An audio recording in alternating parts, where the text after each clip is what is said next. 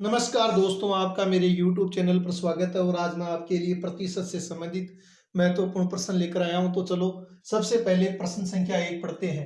किसी परीक्षा में कुल विद्यार्थियों के 35% विद्यार्थी हिंदी में और 45% विद्यार्थी अंग्रेजी में तथा 20% इन दोनों विषयों में फेल हुए, तो उन विद्यार्थियों जो दोनों विषयों में पास हुए की प्रतिशतता है।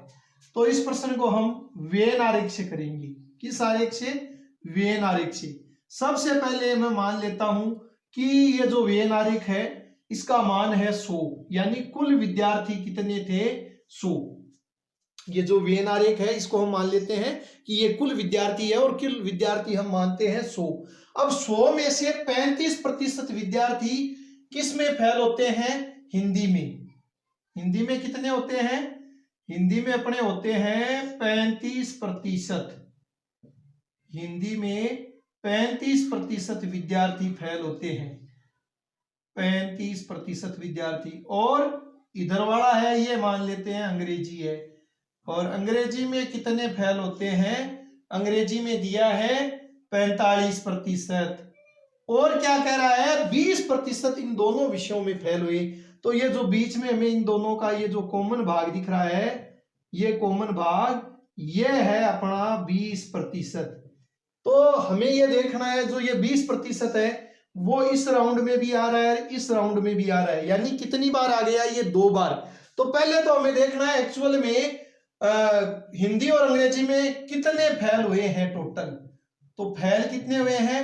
अपने 35 तो हो रहे हैं हिंदी में और 45 हो रहे हैं अंग्रेजी में। और ये जो 20 है ये 2 बार काउंट हुए हैं, इस सर्किल में भी और इधर वाले में भी। तो ये 20 क्या कर देते हैं? कम कर देते हैं, क्योंकि 2 बार गिने गए हैं। तो हमें कितनी बार लेना है? 1 बार ही। तो 1 बार 20 इसमें से घटा देते हैं। 35 और 45 को हम जोड़ते हैं तो कितना आता है अपना? 80 आता है। कितना आता है? 80। और 80 में से 20 घटा देंगे तो हमारा मान कितना आएगा? 60। तो 60% विद्यार्थी है वो इन दोनों विषयों में क्या हुए? फेल। जबकि हमें क्या देखना है? दोनों विषयों में पास होने वाले विद्यार्थी। तो टोटल कितने विद्यार्थी थे अपने? टोटल थे 100 विद्यार्थी। उनमें से फेल कितने हो रहे हैं? 60। तो 100 में से 60 घटाएंगे तो पास होने वाले विद्यार्थियों का जो प्रतिशत है वो कितना आ जाएगा? 40%। बहुत ही आसान है। अब अगले प्रश्न की तरफ बढ़ते हैं। अब अगला प्रश्न है, एक परीक्षा में परीक्षार्थियों के 52% जो परीक्षार्थी है वो अंग्रेजी में अनुत्तीर्ण होते हैं और 42% है वो गणित में। तदनुसार दोनों में 17% अनुत्तीर्ण होते हैं। तो उन दोनों विषयों में उत्तीर्ण परीक्षार्थियों का प्रतिशत कितना था? नीचे ऑप्शन दिए, इनमें से कौन सा ऑप्शन राइट है? चलो चेक करते हैं। सबसे पहले हम इस सवाल में वेन आरेख लेते हैं और उस वेन आरेख की वैल्यू, टोटल वैल्यू लेते हैं 100। यानी ये 100 क्या है? ये है कुल परीक्षार्थी। 100 क्या है? कुल परीक्षार्थी जो परीक्षा में भाग लेते हैं वो अपने हो गए 100। और उसमें से हमें दिया है 52% अंग्रेजी में अनुत्तीर्ण होते हैं। 52% किस में अनुत्तीर्ण होते हैं? अंग्रेजी में। और मैथ में, गणित में कितने होते हैं? 42%। तो गणित में कितने होते हैं? 42%।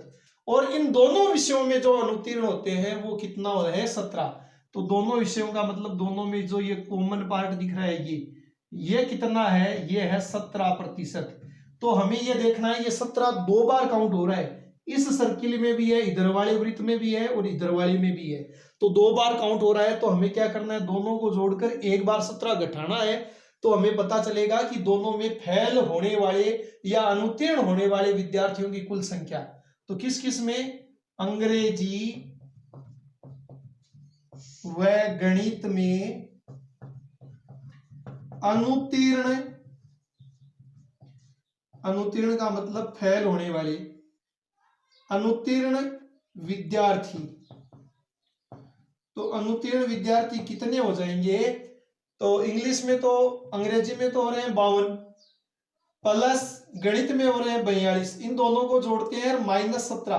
17 माइनस क्यों कर रहे हैं? जो ये कॉमन भाग है ना 17, ये 2 बार गिना जा रहा है, इधर वाले वृत्त में भी और इधर वाले में भी। तो ये 17 हमें क्या करना है, कम करना है।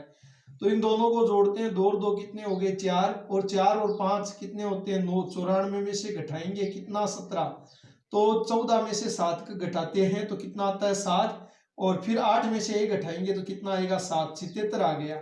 तो अनुत्तीर्ण विद्यार्थी कितने हैं 77।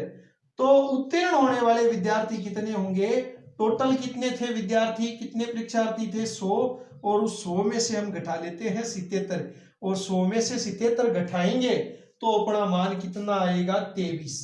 तो दोनों विषयों में उत्तीर्ण होने वाले परीक्षार्थी कितने 23।